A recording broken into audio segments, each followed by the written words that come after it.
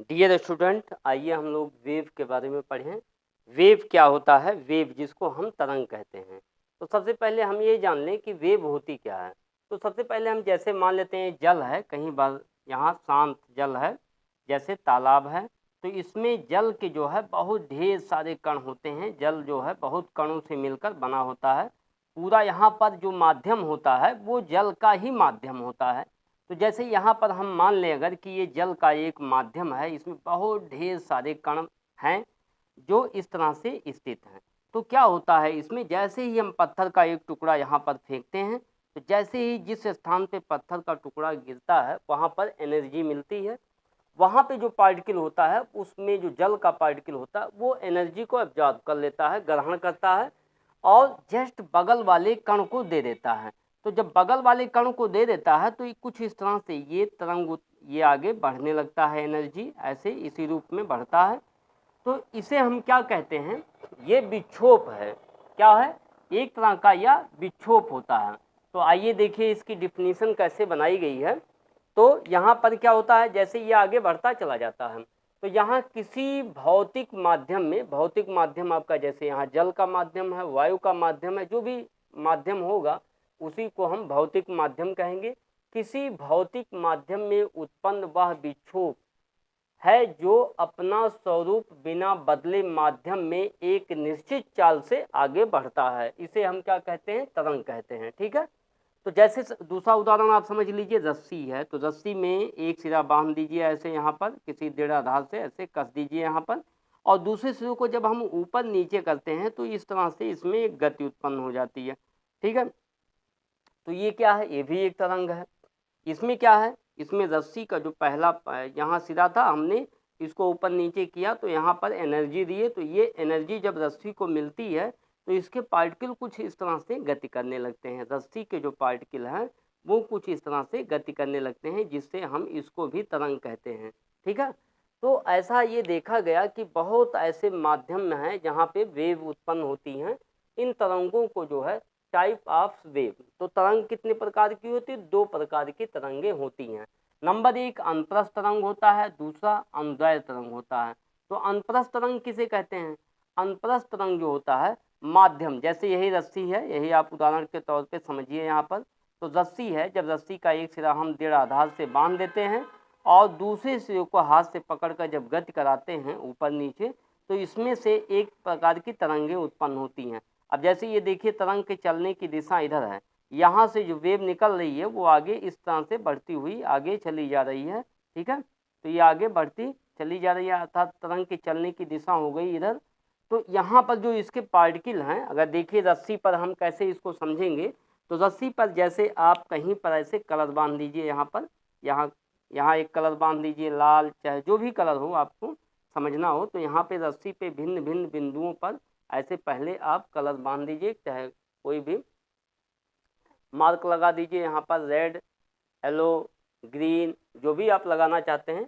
और किसी एक कलर को आप देखिए, तो एक कलर को जब आप देखेंगे यहाँ पे तो क्या मिलता है? तो सबसे पहले ये कलर जब ये ऊपर जाता है तो फिर धीरे धीरे नीचे आता है, फिर यहाँ चला आता है, फिर ये ऊपर चलता है, फिर नीचे चला आता है। तो यहाँ पर हो क्या रहा है?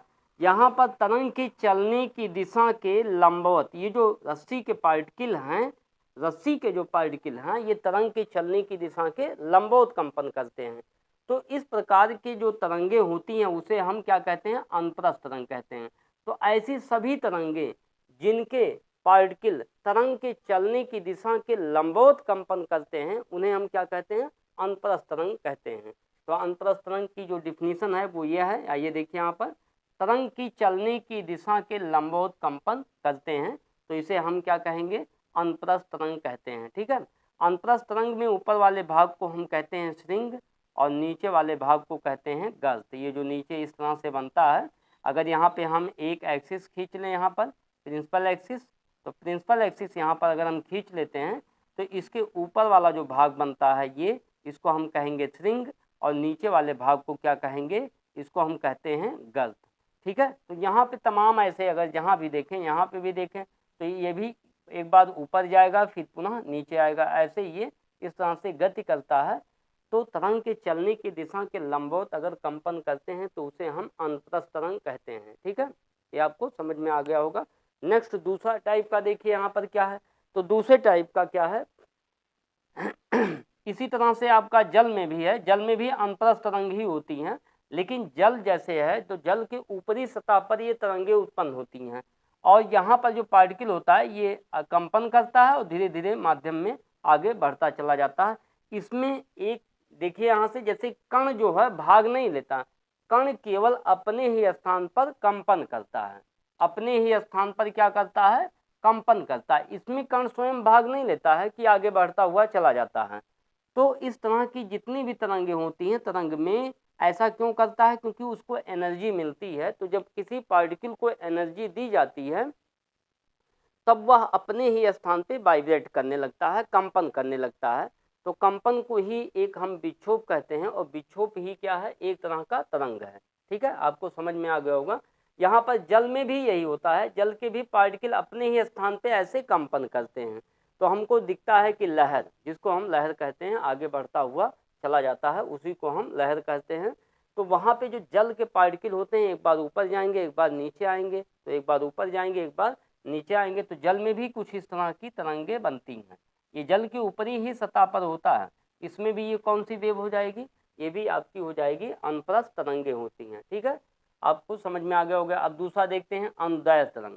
तो अनुदैर्ध्य तरंग जो होता है, इसमें तरंग के चलने की दिशा के अनुदिश कंपन करते हैं, अर्थात जिस दिशा में तरंग चलता है उसी दिशा में जो है ये तरंगे कंपन करती हैं। तो आइए देखिए यहाँ पर, जैसे मान लेते हैं स्प्रिंग।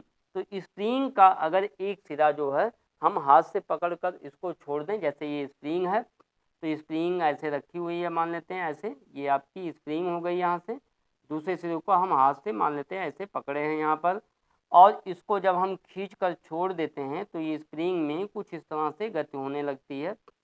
तो जैसे देखिए यहाँ पर ये स्प्रिंग में कुछ इस तरह से गति होने लगती है। कौन सी गति होगी यहाँ पर, तो जैसे कुछ बिंदुओं पर स्प्रिंग के जो छल्ले होते हैं वो पास पास होते हैं और कुछ बिंदुओं पर दूर दूर हो जाते हैं। ठीक है, तो इस तरह से जो है इसमें भी गति होती है। तो यहाँ जैसे स्प्रिंग में भी अगर हम यहाँ पे एक कलर लगा देते हैं, कलर, तो स्प्रिंग को ऐसे खींच कर जब आप छोड़ देते हैं तो देखते हैं ऐसे गति करने लगता है। तो यहाँ पर ये देखा जाता है कि अगर तरंग के चलने की दिशा ये है तो ये जो गति करता है वो एक बार इधर जाएगा और एक बार इधर आएगा। तो हम ये कह सकते हैं तरंग की चलने की दिशा के अनुदिश, जिसको समांतर कहते हैं, समांतर, अनुदिश या समांतर कंपन करने लगता है। तो इसे हम कहते हैं अनुदैर्ध्य तरंगे। तो अनुदैर्ध्य तरंगे में तरंग के चलने की दिशा के अनुदिश या समांतर कंपन करते हैं। तो इस प्रकार की तरंग को हम क्या कहेंगे, यहाँ पर अनुदैर्ध्य तरंग कहते हैं। उदाहरण के लिए स्प्रिंग है, स्प्रिंग है तो स्प्रिंग में जहाँ छल्ले पास पास होते हैं वहाँ पर क्या बनता है, संपीडन। क्या बनता है, संपीडन। और जहाँ पर छल्ले दूर दूर हो जाते हैं वहाँ पर विदलन कहते हैं। ठीक है, वहाँ पर विदलन कहते हैं, और जहाँ पर छल्ले पास पास होते हैं वहाँ पर संपीडन, और जहाँ पर छल्ले दूर दूर हो जाते हैं वहाँ पर विदलन कहते हैं। ठीक इसी तरह से यही जो है साउंड भी चलता है। साउंड, जैसे साउंड है ध्वनि, तो ध्वनि हम लोग पढ़ ही रहे हैं, तो साउंड भी एक तरह का विक्षोभ है जिसे हम तरंग कहते हैं।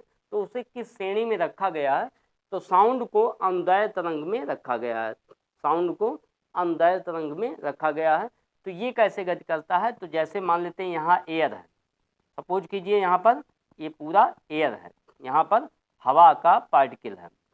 अब यहाँ पर कोई स्वरित्र ले आइए, स्वरित्र। तो स्वरित्र को जब हम क्या करते हैं, एक पे ठोकर मार के इसको छोड़ देते हैं, तो स्वरित्र को जब हम एक पे ठोकर मार के छोड़ देते हैं तो ये बहुत तेजी से ऐसे कंपन करता है, ऐसे ऐसे कंपन करने लगता है। तो यहाँ पर ये कंपन जब करता है ये स्वरित्र, तो स्वरित्र होता क्या है, ये स्टील का यू आकार की जो है एक बना होता है यंत्र है, तो जिसके एक सिरे को अगर हम ठोकर मारते हैं तो ये वाइब्रेट करेगा, ऐसे ऐसे कंपन करता है। तो यहाँ पर क्या होता है, इसके पास में जो एयर है, इसके पास में जो एयर है वो एयर जो है अपने अगल बगल के जितने भी यहाँ पे कण हैं सबको वो क्या करता है, एक एनर्जी देता है। सबसे पहले हमने एनर्जी इस स्वरित्र को दिए, यहाँ पर ठोकर दिए तो इसको एनर्जी मिली। अब ये एनर्जी जब पाया तो कंपन करने लगा, एनर्जी जब पाया स्वरित्र तो वो क्या किया, वो कंपन करने लगा। तो कंपन करने लगा, तो जब ये कंपन करने लगा तो इसके अगल बगल में जितने भी वायु के कण हैं उनको एक ठोकर देता है। तो जब उनको ठोकर दिया तो वो क्या किए, वो भी कंपन करने लगे। तो ये कंपन जो होता है आगे बढ़ता हुआ ऐसे चला जाता है। तो इसमें भी होता है, कुछ बिंदुओं पर बहुत पास पास हो जाते हैं कण, और कुछ बिंदुओं पर जो है बहुत दूर दूर हो जाते हैं। बिल्कुल सेम यही कंडीशन है अनुदैर्ध्य तरंगे। तो साउंड जो होता है वो अनुदैर्ध्य तरंग की भांति चलता है। तो यहाँ पर तो जैसे ये स्वरित जब इनको ठोकर देता है, इनके अगल बगल के जो वायु के पार्टिकल्स हैं तो ये भी कंपन करने लगते हैं। कुछ बिंदुओं पर ये डेंस यानी घनिष्ठ हो जाते हैं, बहुत पास पास हो जाते हैं। तो वहाँ पर हम कहते हैं संपीडन। क्या कहेंगे वहाँ पर? वहाँ पर कहेंगे संपीडन। और जिन बिंदुओं पर वायु के पार्टिकल दूर दूर हो जाते हैं वहाँ पर होता है विदलन। ठीक है, तो वायु इसको क्या कहेंगे? विदलन। तो साउंड को चलने के लिए माध्यम की आवश्यकता होती है, ये आपको पिछले वीडियो में बताया गया था। साउंड जो होती है एक तरह का विक्षोभ है, तरंग है। तो साउंड किस तरह से चलता है? साउंड अनप्रस्थ तरंग की भांति चलता है। और लाइट जो है प्रकाश, तो प्रकाश जो होता है अनप्रस्थ तरंग की भांति चलता है। तो प्रकाश के जो पार्टिकल होते हैं वो इस तरह से गति करते हैं, तरंग की चलने की दिशा के लंबवत कंपन करते हैं। जो वायु यानी प्रकाश के जो पार्टिकल होते हैं वो तरंग के चलने की दिशा के लंबवत कंपन करते हैं। इसमें भी फोटॉन के आधार पर इसकी व्याख्या की जाएगी, आगे आप पढ़ेंगे इसमें। तो फोटॉन होते हैं और उनके पार्टिकल जो है उस पार्टिकल जो पार्टिकल फोटॉन में होते हैं वो वाइब्रेट करते हैं, जिसके कारण वो आगे बढ़ता चला जाता है। तो ये हो गया आपके तरंग के प्रकार। ठीक है, तो कंपन यहाँ पर आपको बताया गया। नेक्स्ट अगले वीडियो में फिर आपको बताएंगे। थैंक यू, पढ़ते रहिए और